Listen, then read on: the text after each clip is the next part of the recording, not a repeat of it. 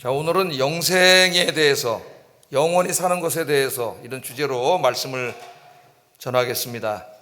영원히 살고 싶으시죠? 예, 살게 될 거예요. 제 말씀을 잘 들으면.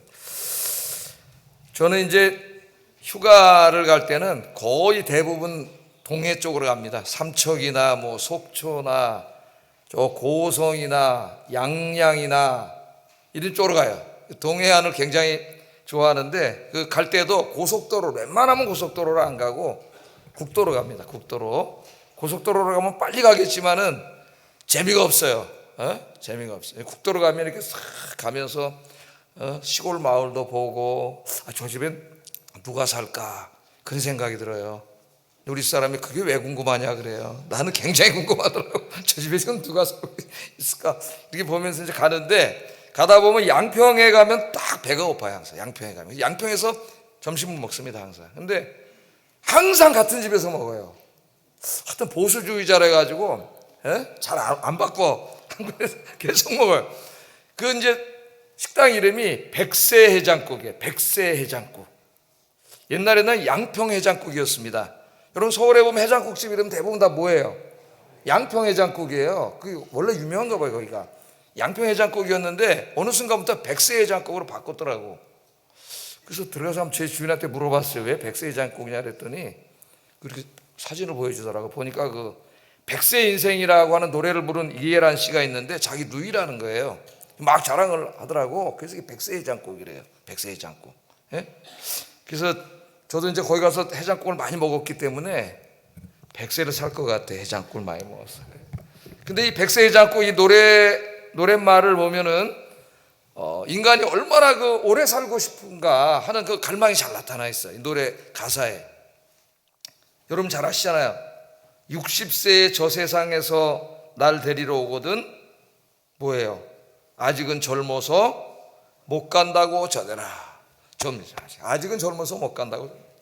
70세의 저 세상에서 날 데리러 오거든 할 일이 아직 남아 못 간다고 전해라. 우리 70세 되신 분들입니다. 70대. 80의 저 세상에서 날 데리러 오거든 아직은 쓸만해서 못 간다고 전해라. 80대에 계신 분, 아직은 쓸만해. 90세의 저 세상에서 날 데리러 오거든 알아서 갈 테니 재촉 말라고 전해라. 90세야도. 문제는 100세입니다. 100세의 저 세상에서 날 데리러 오거든 좋은 날 좋은 시간에 간다고 전해라. 이렇게 얘기하고 있어요. 그러니까 이 노랫말이 이 국민가요잖아요. 국민가요. 모르는 사람이 없어요. 자, 오래 살고 싶은 인간의 마음이 아주 잘 나타나 있습니다. 이게 공감대를 형성했기 때문에 인기를 끄는 거죠. 그죠? 저희가 아무리 뭐 좋은 노래를 만들면 뭐예요? 다른 사람이 별로 공감을 못 느끼면은 그냥 묻혀지는 거예요. 제가 아무리 뭐 좋은 설교를 준비해도 사람들에게 공감을 못 느끼면은 나만 좋은 거지 사람들에게 없는 거죠. 근데 여기에 보면은 그 모든 사람들의 보편적인 마음이 잘 들어가 있는 것 같아요. 오래 살고 싶은 마음, 건강하게 오래 살고 싶은 마음 잘 나타나 있습니다. 그런데 인간은 안타깝게도 대부분의 사람은 100살을 넘기기가 어렵습니다. 우리나라의 그 김영석 교수라고 지금 105살인가 되셨는데 지금도 건강하세요. 그리고 막 강연을 하시고 책을 쓰시고 사회 중요한 이슈에 대해서 말을 하시고 그렇게 살아가니까 대단한 거죠. 105살 있습니다. 나 대부분의 사람들은 그렇게 살지 못해요.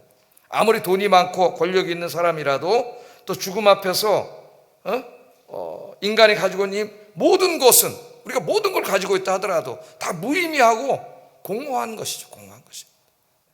그래서 제가 우리 인간의 인생을 제일 정직하게 직면한 사람들이 누구라 그랬어요? 실존주의자들이라 그랬잖아요. 실존주의자들, 철학가들이든지 문학가들인지 실존주의자들은 우리 인간이 죽는다는 그 죽음에 대해서 솔직히 인정을 하고 그 죽음 앞에 우리가 이루어 놓은 모든 것들이 다 허무하고 무의미함을 깨달은 사람들이에요. 그래서 실존주의자들이 대부분이 허무주의에 빠져버렸습니다. 허무주의에 안타깝게도 인생을 바르게 이해했지만 그 허무와 무의미로부터 벗어나는 영생의 길이 있다는 걸 이 사람들이 알지 못했어요. 그게 안타까운 거예요. 오늘 제가 이 영생에 이르는 길에 대해서 가르쳐 드리겠습니다. 제가 가르쳐 주는 건 아니고요, 예수님이 가르쳐 주신 말씀을 제가 대신 전해드리는 거예요. 오늘 말씀을 잘 들으시기 바랍니다. 집중! 이 중요한 말을 하는데 집중하셔야 되겠죠. 자, 오늘 본문을 보겠어요.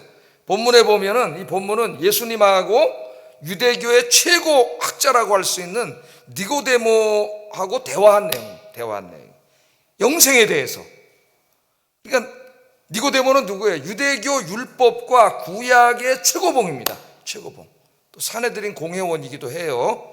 이 사람이 영생에 대해서 알고 싶어서 예수님 찾아왔죠. 그래서 예수님하고 영생에 대해서 대화하는 내용이에요. 이 내용이 오늘 성경에 우리가 읽은 본문이고, 우린 잘라서 8절까지만 읽었지만은 21절까지가 한 내용입니다. 3장 1절에서 21절까지가. 또 사도행전에도 보면 사도 바울이 막 아테네에 가서 전도를 하다가 시랍 지역에, 또 그리스 이쪽 지역에 전도를 하다가 그 당시에 최고의 지식인들하고 만나죠. 최고의 철학자 누구예요? 스토아 철학자들하고 에피쿠로스 철학자들을 만나서 복음을 전한 얘기 나와요. 굉장히 궁금해하는, 무슨 얘기를 했으며 바울이 어떻게 복음을 전했을까? 물론 사도행전을 읽으면 어렴풋이 우리가 알 수가 있습니다. 저만 궁금한 줄 알았더니 이미 기독교 2000년 역사에서 그 무슨 대화를 나눴는지 너무 궁금해가지고 위서가 다 나왔어요. 위서가. 그 철학자들과 바울의 대화. 근데 실제 대화 내용은 아닙니다. 꾸며낸 이제 자기들이 창작한 내용인데 굉장히 궁금해요. 어떻게 바울이 그 당시에 최고의 학자들하고 대화를 했을까? 복음을 전했을까? 오늘 예수님은 유대교의, 그것도 구약과 율법의 최고봉이 찾아왔습니다. 그래서 이제 영생에 대해서 대화를 나눴는데 오늘 다행스럽게도 이 내용이 자세히 나와 있어요. 집중해 보세요, 여러분 한번. 자, 니고데모는 예수님을 계속 지켜봤던 것 같아요. 그 설교하는 것 듣고 또 행하시는 일들을 지켜본 것 같습니다. 왜냐하면 이 사람은 유대교의 최고봉이에요. 최고봉. 근데 예수님이 막 표적을 행하시잖아요. 2장에 보면 가나의 혼인잔치에 가셔가지고 물로 포도주를 막 다 만들어. 이건 인간이 할 수 있는 일이 아니고 깜짝 놀랄 정도가 아니죠. 또 성전에 가서 성전을 깨끗하게 정결하시면서 거기에 이제 성전의 안식일을 찾아왔던 그 이제 신체의 장애를 가지고 있는 분들의 그걸 다 고쳐주시잖아요. 요한복음에는 안 나오지만은 마태복음 21장에 보면 다 고쳐주셨다고 나옵니다. 그러니까 이제 니고데모가 계속 예수님의 표적을 본 거예요. 말씀도 들었고. 그러니까 야, 이거 대단한 분이다. 이건 인간이 할 수 있는 일이 아닌데 이분이 정말 우리가 기다리던 메시아인가? 그런 생각을 가졌던 것 같아요. 너무 궁금해가지고 어느 날 예수님을 찾아갑니다. 찾아가요. 구약 성경의 최고봉, 구약학자, 위대한 구약학자인 그가 예수님을 찾아가요. 왜냐하면 예수님이 막 설교를 하시는데 그 설교에서 막 영생에 대해서 이야기하시는데 솔직히 말하면 자기는 영생을 몰라. 영생에 이런 걸 알지 못해요. 사람들에게 막 존경받는 학자지만 솔직히 자기는 구약의 율법을 읽고 연구하면서 영생에 이르는 길을 알지 못해. 그래서 예수님을 찾아갔어요. 찾아갔습니다. 자, 2절 한번 읽어봅니다. 2절 시작. 선생인 줄 아나이다. 하나님이 함께 하시지 아니하시면 당신이 행하시는 이 표적을 아무도 할 수 없습니다. 니고데모가 한 말입니다. 예수님에 대해서 느낀 점이에요. 느낀 점. 근데 언제 찾아갔어요? 밤에 찾아갔어요. 왜 밤에 찾아갔을까? 그냥 문자적으로, 리터럴 미닝, 문자적으로 일단 우리가 이해를 해보면은 이 사람 구약학자잖아요. 최고의 학자고 사람들로부터 존경받는 사람이고 마땅히 영생과 하나님 나라에 대해서 가르치는 사람이 다 알아야 되는 사람이에요. 근데 자기는 솔직히 몰라요. 솔직히 말하면은 이 사람이. 그러니까 근데 지금 예수님에 찾아가서 그게 뭐냐고 물어보려고 그러는데 낮에 찾아가면 사람들이 보잖아요. 창피해. 체면이 이게 말이 아니잖아요. 그런데 알고 싶어요. 진지한 사람이에요. 정말 영생에 이르는 길을 알고 있다고 당신이 알고 싶어요. 그 진지함을 우리가 배워야 돼요. 그래서 그냥 체면 차리고 앉아있지 않고 밤중에라도 사람들 안 보는데 찾아간 겁니다. 찾아갔어요. 그래서 밤에 찾아간 거예요. 자, 그런 의미가 1차적으로 있습니다. 그러나 요한복음의 언어 속에는 굉장히 깊은 의미가 있어요. 이렇게 표면상의 의미가 있고 상징적인 의미가 많이 있다 그랬죠. 요한복음이. 요한복음을 읽으면 쉽습니다. 그런데 해석하기는 쉽지가 않아요. 제일 어려워요. 거기 이중장치가 되어 있어요. 이중장치가. 자, 이 밤에 찾아갔다고 이야기하고 있는데 이 밤이라고 하는 것은 성경의 언어에서 하나님 떠난 인간의 절망적인 상태로 말하는 거예요. 절망적인 상태. 자, 요한은 이 니고데모가 밤에 찾아갔다고 이야기함으로써 인간의 세상, 즉 인간이 살고 있는 우주, 이 우주적인 어두움, 우주적인 밤에 대해서 이야기하고 있는 거예요. 인간의 세상은 죄짓고 타락한 이후에 밤중에 깜깜한 어둠 속에 있습니다. 진리를 알지 못해요. 진리의 어둠 속에 있어요. 생명의 이른 길, 영생을 알지 못하는 그런 무지의 어둠 속에, 죽음의 어둠 속에 있는 것이 이 세상이고, 니고데모 같은 그 위대한 학자라 할지라도 그가 예수님을 믿지 않는 한 그는 어둠에 속한 자입니다. 오늘날도 마찬가지죠. 주님을 알지 못하는 수많은 사람들, 위대한 학자라고 칭송하는 사람들 다 어디에 있는 사람들이에요? 진리의 주님을 알지 못하는 어둠 속에 있는 자들, 밤에 속한 자들이에요. 여러분, 밤에 속한 자들. 그것을 알려주는 거예요. 주님 밖에 있는 모든 사람은 밤에 속한 자라는 거예요. 자, 니고데모는 예수님의 행하는 표적을 보았을 뿐만 아니라 말씀도 들었다 그랬죠. 예수님 설교하신데 영생과 하나님 나라에 대해서 설교를 하십니다. 자기는 몰라요.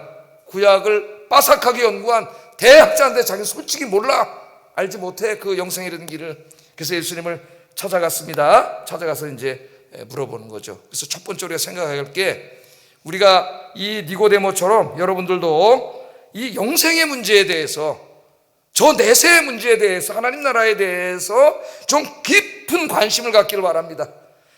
그냥 눈에 보이는 이 세상 나라에만 그냥 관심을 갖고 거기 빠져서 살지 말고, 영원한 하나님의 나라 영생에 대해서 진지하게 고민하고 좀 알기를 원하고, 그 주님 앞에 늘 나가는 여러분들 되시기를 주의 이름으로 축복합니다. 오늘도 약속하는 거예요. 그냥 이 세속적인 것만 관심 갖지 말고, 정말 중요한 게 영생이잖아요.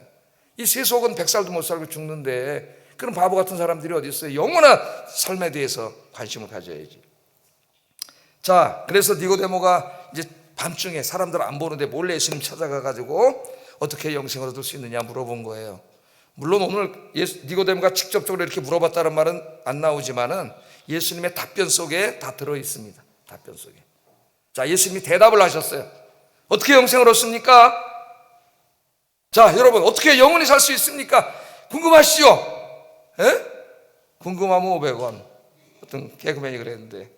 자, 물어봤습니다. 그때 예수님이 이렇게 대답을 하셨어요. 3절. 자, 이 영생에 이르는 비결을 읽어보겠습니다. 시작. 거듭나지 아니하며 하나님 나라를 볼 수 없느니라. 하나님 나라를 볼 수 없다. 거듭나지 아니하며, 거듭남과 하나님 나라를 본다가 연결되어 있습니다. 그런데 하나님 나라를 본다는 말은 그냥 하나님 나라를 본다는 말이 아니에요. 눈으로. 5절에 보면은 이 말을 다른 말로 바꾸어요. 예수님이 뭐라고 바꿨어요? 5절 보세요. 여러분 성경을 확인해 보세요. 하나님 나라에 들어간다로 바꿨죠. 예수님 상호 교차적으로 쓰고 있어요. 그러니까 하나님 나라를 본다는 말은 하나님 나라에 들어간다는 말이고, 흔히 우리 한국교회 성도들이 하는 말로는 천국에 간다 그 말이에요. 천국에 간다. 그 말이에요. 근데 요한복음 3장 16절 이제 좀 더 읽어 내려가다 보면 다음 주에 공부할 부분인데, 거기에는 이제 하나님 나라라는 말 대신에 영생이라는 말을 또 바꾸어서 예수님 얘기하십니다. 요한복음 3장 16절 한번 읽어보겠습니다. 시작. 성경 보고 읽으세요. 시작. 독생자를 주셨으니 멸망하지 아니하고 영생을 얻게 하려 합니다. 그래서 요한복음에서 하나님 나라라는 말은 딱 요 두 구절밖에 안 나오고요, 그 다음부터는 다 예수님 영생이라는 말로 바꿔서 얘기해요. 그럼 좀 정리를 하겠습니다. 요한복음 이해하기 위해서 하나님 나라를 본다, 하나님 나라에 들어간다, 영생을 얻는다는 같은 개념. 영생은 하나님 나라에서 사는데 필요한 생명이에요. 이 생명으로 하나님 나라에 못 들어갑니다. 이 생명은 100살도 못 살고 죽어요. 영생은 하나님이 주시는 생명이에요. 그 정도 지식을 가지고 계속 이제 말씀을 보겠습니다. 자, 그럼 이 영생을 얻는 길이 뭐와 연결되어 있어요?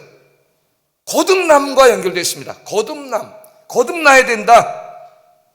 거듭난다는 말이 뭔가, 이게 중요하죠. 거듭나야 된다. 거듭난다는 말은 아노센인데, 이 거듭난다, 이 앞에 붙은 전치사 아노센은 위라는 말도 있어요. 위. 그러면 위로부터 난다가 돼요. 이게 제일 중요한 뜻입니다. 위로부터 난다. 예수님은 그런 뜻으로 얘기했어요. 위로부터 난다. 위로부터 난다? 이게 무슨 말이지? 궁금증을 가지고 계속 설교를 들으세요. 위로부터 나야 뭘 받아요? 영생을 얻는다는 거예요. 근데 아노세는 또 다른 뜻으로는 다시 어게인이라는 뜻도 있어요. 어게인 이전 지사가. 그럼 무슨 뜻이 돼요? 다시 태어난다. 우리말은 좀 그 뉘앙스가 많이 번역에 실려 있습니다. 다시 태어난다. 다시 태어난다. 자, 예수님은 위로부터 나야 영생을 얻는다고 말씀을 하셨는데 니고데모는 위로부터 난다는 말이 우리가 모르는 것처럼 이 말이 무슨 말인지 처음 들어보는 말이에요. 그러니까 그렇게 해석하지 않고 어떻게 해석을 했어요? 다시 태어난다는 것으로 해석했어요. 다시 태어난다. 그래서 니고데모가 이해를 할 수가 없었습니다.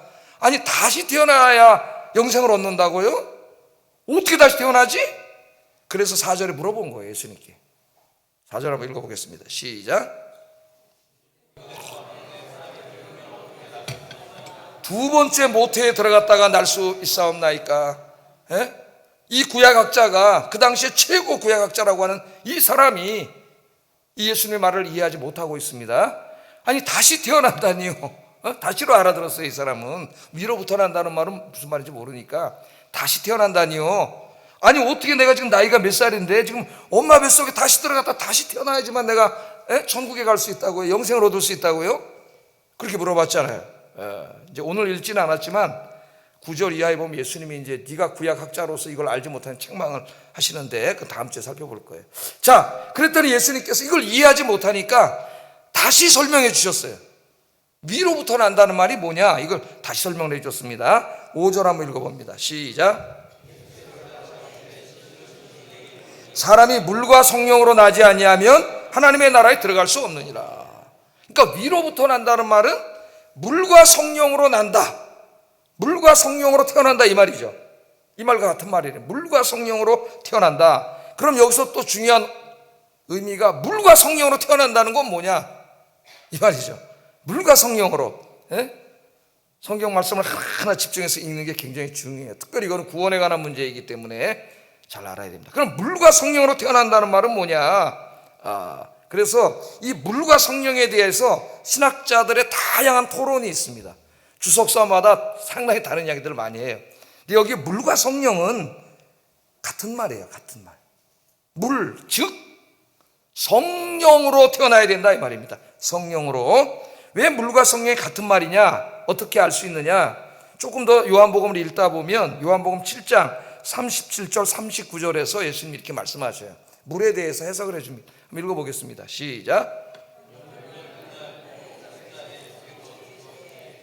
누구든지 목마르거든 내게로 와서 마시라. 나를 믿는 자는 성경의 이름과 같이 그 배에서 생수의 강, 생명수죠. 생명의 물이 넘쳐 흘러나오리로다 하시니 이는 그를 믿는 자들이 받을 성령을 가리켜 말씀하신 것이라. 성령이죠. 성령을 말합니다.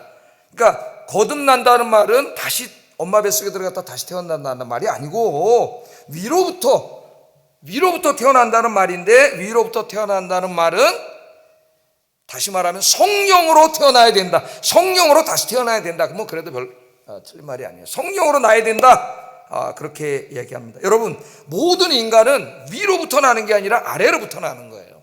아래로부터. 이 아래 세상으로부터 납니다. 아래로부터 난다는 것은 육신의 아버지와 어머니로부터 난다는 말이에요. 그렇게 태어나셨잖아요. 저도 그렇고 다 그렇습니다.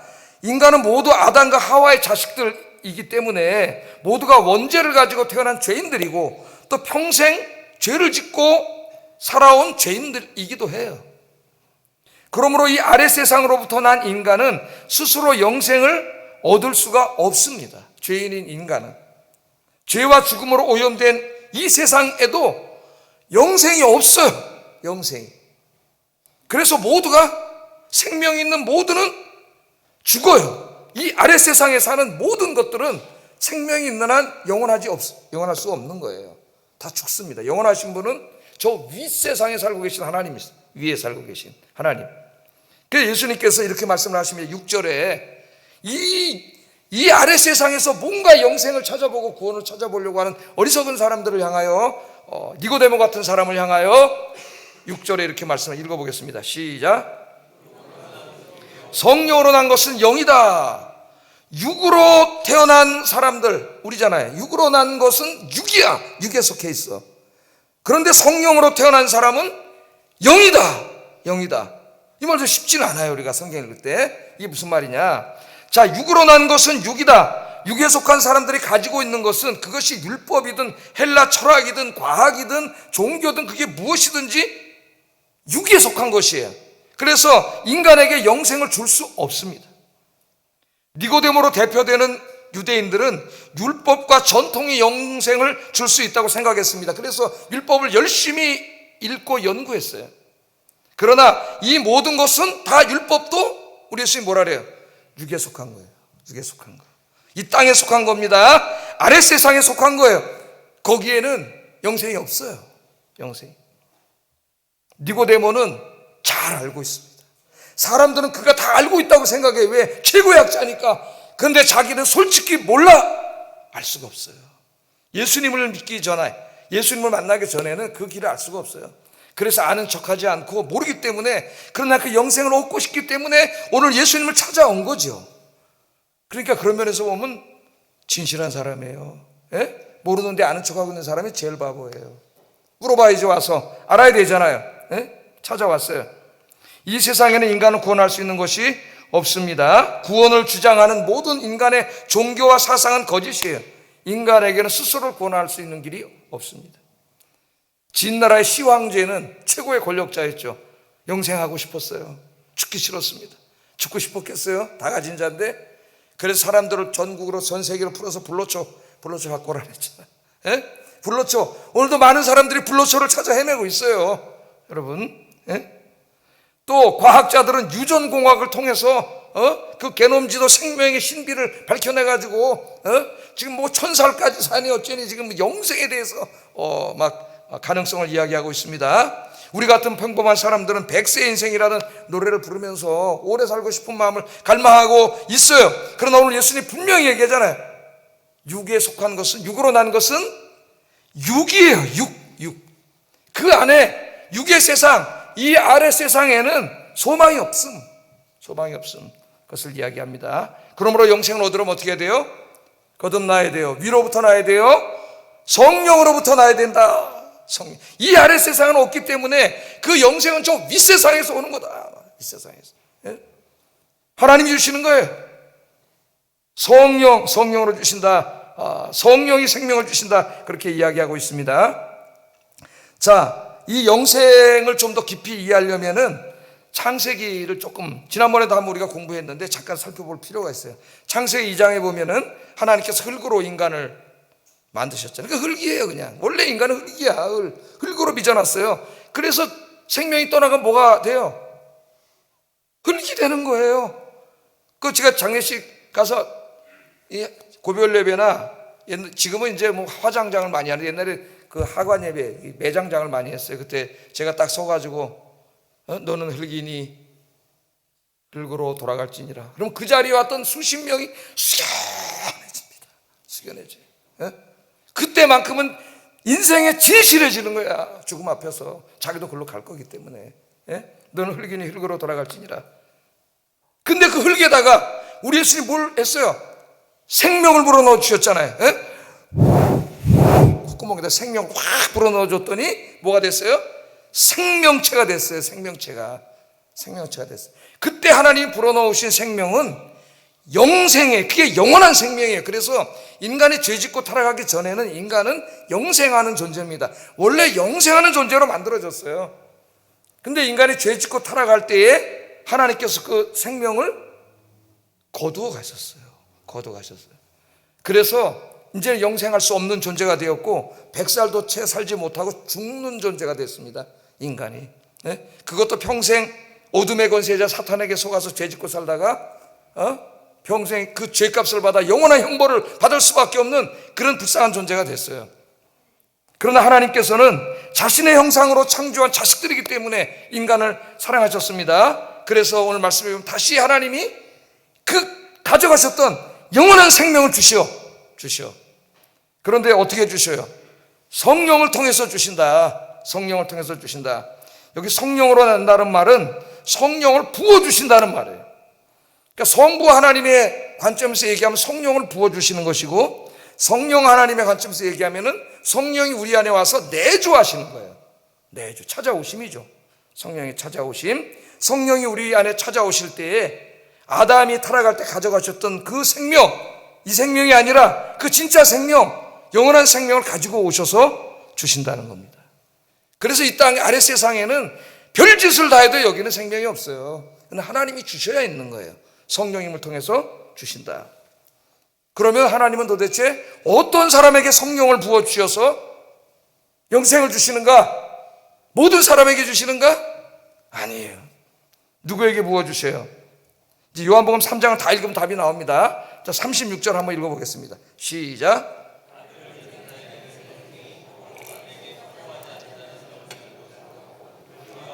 그 위에 머물러 있느니라. 누구에게 주셔요? 아들을 믿는 자. 아들이 누구예요? 예수님이죠. 예수님. 그래서 그 예수님의 무엇을 믿는 자인가가 이제 9절 이하부터 다음 주에 또 상세히 공부할 건데, 미리 얘기하면 뭘 믿는 거예요? 그 아들 예수님이 단지 그 목수의 아들, 마리아의 아들, 인간 예수가 아니라 누구예요?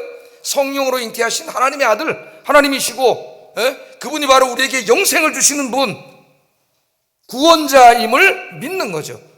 그분이 십자가에서 죽으신 것이 로마의 정치범으로 죽은 게 아니라 모든 인류의 죄를 짊어지시고 대신 죽으신 것이고 3일 만에 부활하심으로 우리에게 구원을 주신 분임을 믿는 자, 여러분은 믿습니까? 예, 그 믿는 자들에게 하나님 누구를 부어주셔요? 성령을 부어주셔요. 성령이 찾아오셔요. 그 성령이 오실 때 그냥 오시는 게 아니라 뭘 주셔요? 타락할 때 가져가셨던 그 생명을 가져와, 그 영원한 생명을 주신다는 거예요. 생명을 정확하게 말하면 성령, 그 생명을 보증해 주시는 거예요. 성령이 내주했다는 것은 영생을 보증받은 거예요. 그 생명 언제 받아요? 받는 거는 부활의 날 받는 거죠. 부활의 그날. 오늘 예수님이 그렇게 말씀을 하고 있습니다. 그러므로 오늘 예배에 오신 여러분들은 정말 엄청나게 큰 복을 받은 사람들이에요. 다른 사람들은 죽어서 그냥 100살도 못 살고 그냥 이 죽음이 무섭고 두렵고 공포 속에 살고 있지만 부활하여 영생을 얻을 것을 알고 있기 때문에, 믿고 있기 때문에 행복한 사람이에요. 예수 믿는 게 아무것도 아닌 게 아니에요. 예수 안 믿는 사람은 믿는 사람, 육안으로 보면 저 사람들이 더 멋있어. 돈도 많이 벌고 더 잘 사는 사람도 있고 더 높은 지위에 있는 사람도 더 많고, 육안으로 보면 그거지만은 그 모든 것들은 100년도 안 돼서 다 놓고 가야 돼. 예? 무의미하고 허무한 것들이에요. 여러분, 영원한 영생을 받은 여러분, 이 영생을 소망하면서 여러분 감사하면서 그렇게 사시기를 주의 이름으로 축복합니다. 자, 마지막으로, 그럼 우리 기독교의 소망은 그럼 저 영원한 미래에 종말에 죽어서만 누릴 수 있는 거냐, 그렇게 오해할 수가 있어요. 그 칼 마르크스라는 사람이 기독교를 잘못 알고 그렇게 비판을 했잖아요. 예? 자, 그렇지 않습니다. 그 종말의 완성에게 주실 영생은 지금 여기서도 누릴 수가 있어요. 여기서. 자, 오늘 말씀을 계속 마지막으로 살펴보겠습니다. 사람들이 묻습니다. 목사님, 성령이 내주하신다 그러는데 예수 믿는 사람에게는 성령이 내 안에 내주한다는 것을 어떻게 알 수 있습니까? 성령은 하나님이신데, 하나님의 영인데 보이지 않잖아. 볼 수가 없는데 그 하나님이 내 안에 내주해야 영생을 주신다 그랬으니까 구원을 받는 건데, 그 하나님이 내 안에 계시다는 것을 어떻게 알죠? 여러분 알고 있습니까? 알고 계세요? 느끼고 계세요? 어떻게 알고 계세요? 진리의 말씀을 잘 알아야 돼요. 8절 한번 읽어보겠습니다. 여기에 대한 답이에요. 8절 시작. 어디로 가는지 알지 못하나니 성령으로 난 사람 다 이러하니라. 자, 성령으로 태어난 사람, 다시 말하면 성령이 내주하는 사람, 하나님이 성령을 부어주신 그 사람, 그 사람은, 그 성령이 내주한 사람은 뭐와 같냐면은 바람이 부는 것과 같다. 우리 예수님이 이렇게 비유로 설명을 해주셨어요. 그 우리 예수님은 참 설교를 너무 잘하시는 거지. 바람이 부는 것과 같아. 여러분, 바람은 보여요, 안 보여요? 바람은 안 보이죠. 그러나 바람이 불면은 우리가 알 수 있어요, 없어요? 우리가 알 수 있죠. 왜? 막 나뭇잎이 흔들리고 막 쓰레기가 날라다니고 머리카락이 흔들리고 피부에 막 바람이 부딪히고 옷자락이 흔들리기 때문에 바람은 보이지 않지만 바람이 불면 우리는 그 바람이 분다는 걸 느낍니다. 알 수가 있어요. 성령으로 난 사람도 이와 같다. 성령은 보여요, 안 보여요? 안 보여. 볼 수 없어요. 그런데 성령이 여러분에게 임재하시면 바람이 부는 것처럼 그 표지가 나타나 우리가 성령이 내 안에 오셨으면 느낄 수 있는 표지가 있다는 거예요. 바람이 부는 걸 느낄 수 있는 것처럼 그걸 느낄 수가 있어요. 그래서 성경을 읽어보면 신약 성경 안에 성령이 찾아왔을 때 나에게 변화되는 모습이 여러 가지로 소개가 됩니다. 여러 가지로. 제가 어떨 때 설교할 때는 그걸 다 얘기해 드린 적도 있어요. 그런데 그 모든 표지들 중에 가장 근본적이고 중요한 표지가 뭐냐면은 성령이 찾아오실 때 우리 안에 샬롬을 주시는 거예요. 샬롬. 그런데 그 샬롬은 이 땅에는 없는 겁니다. 아래 세상에 없는 거예요. 육의 세상에는 없어요. 그 샬롬은 저 하늘나라에 있는 거예요. 그리고 하나님의 구원이 완전히 이루어졌을 때 이루어지는 거예요. 왜냐하면 샬롬은 구원이 완전히 이루어진 상태를 말해요. 그래서 샬롬을 우리말로 번역할 때 평강 혹은 평안 이렇게 번역을 했습니다. 그러니까 우리에게 샬롬이 오면은 우리 삶에 평강이 임하고 기쁨이 넘치게 되는 거예요. 이게 샬롬이에요. 샬롬. 그런데 성령님이 오실 때 우리에게 뭘 주셔요? 그 종말에 누리게 될 하늘나라의 샬롬을 지금 여기서 누리게 하셔요. 여기서. 그게 무슨 말인가? 그럴까봐 내가 또 그 그림을 또 그려왔습니다. 잘 이해할 수 있게 그림을 그려왔어요. 자, 한번 보세요. 이 그림 들으면 쏙 들어올 거예요, 아마. 자, 인간이 죄를 지은 다음에 우리 인간의 세상, 이 우주는 어둠의 권세자인 사탄의 죄와 죽음의 통치를 받고 있습니다. 죄와 죽음의 통치. 그 죄와 죽음의 통치의 증상이 불안, 우울, 슬픔, 증오, 고통, 질병, 뭐 계속 나열할 수가 있겠어요. 이와 같은 것들이에요. 이와 같은 것들. 지금 인간은 어디에 살고 있느냐? 나는 어디 살고 있어요 지금? 사탄이 죄와 죽음으로 통치하고 있는 이 세상에 내가 살고 있습니다. 나는 모든 인류를 대표하는 나예요. 모든 인간은 여기에 살고 있어요. 그렇기 때문에 필연적으로 이 아래 세상에 살고 있는 사람은 불안과 우울과 슬픔과 증오와 고통이 필연적으로 올 수밖에 없어요. 필연적으로. 아무리 돈이 많고 권력이 있고 뭐 이 세상의 걸 다 가졌다 하더라도 그 사람 겉으로 보면 행복해 보이죠? 밤에 가서 잠만 조금 안 오면 이게 다 찾아옵니다. 다 찾아와요. 이 고통 속에. 그러나 불행하게도 이 땅에는 여기로부터 스스로 벗어날 수 있는 게 없어. 힘이 없어. 아래 세상에는. 그 절망이에요. 절망. 근데 그 다음 소망이 있습니다. 성경은 소망이에요. 기독교는 소망이에요. 소망. 자, 그 다음을 넘겨보세요, 이제. 야, 이게 이제 복음이에요, 복음. 자, 아까 요 그림 봤죠, 요 그림. 자, 사탄이 죄와 죽음으로 통치를 하고 있습니다, 이 인간 세상을. 그런데 내가 예수님을 믿을 때에 하나님이 내 안에 누굴 보내주신다고요? 성령님을 보내주셔서 성령이 내 안에 찾아오세요. 그러니까 성령님이 죄와 죽음의 통치를 뚫고 그들의 이 어두운 막을 뚫고 들어오는 거야. 뚫고 찾아오셔서 이 하늘에만 있는 샬롬을 나에게 가져다 주시는 거예요. 그럼 이 샬롬, 평강과 기쁨을 주시면은 내 안에 있던 나를 짓누르고 있던 이 불안과 우울과 슬픔과 고통이 나가. 저것들이 나를 지배할 수가 없는 거예요. 지배할 수가 없는 거예요.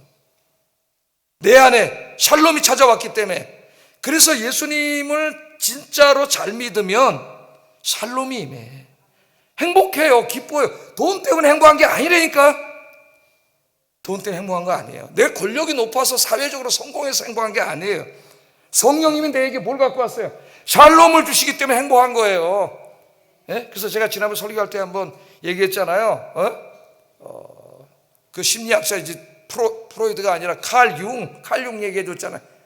칼 융의 전기를 읽어보니까 어떤 사람은 칼 융 같은 그 세계 최고의 심리학자가 치료했는데도 낫지를 않아. 6년 7년이 가도 낫지를 않아.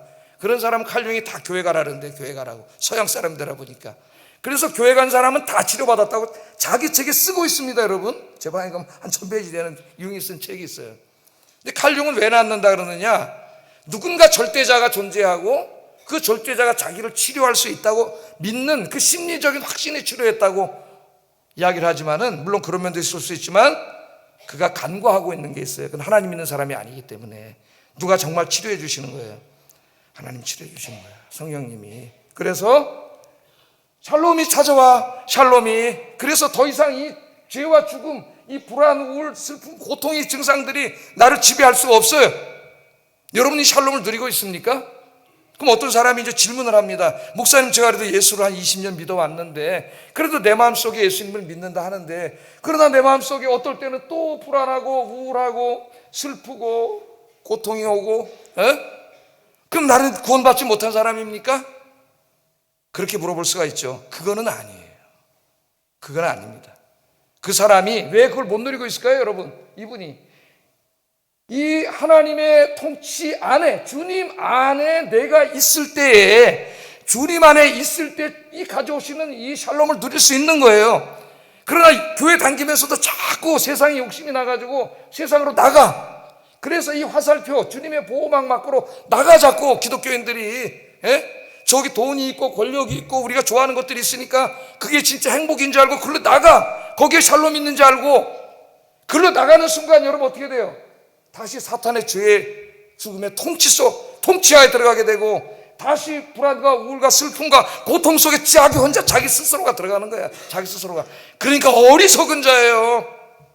이 땅에서 자기가 돈이 많고 큰 집에 살고 뭐 출세하고 성공하고 해외여행 다니고 골프 치고, 그런 삶도요 어느 정도 평안을 줍니다. 가짜 샬롬, 일시적인 샬롬을 줘요.